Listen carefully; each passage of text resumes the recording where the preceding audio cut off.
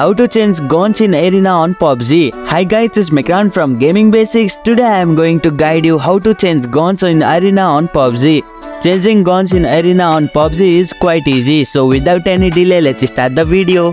Open PUBG Mobile. Launch the game on your mobile device.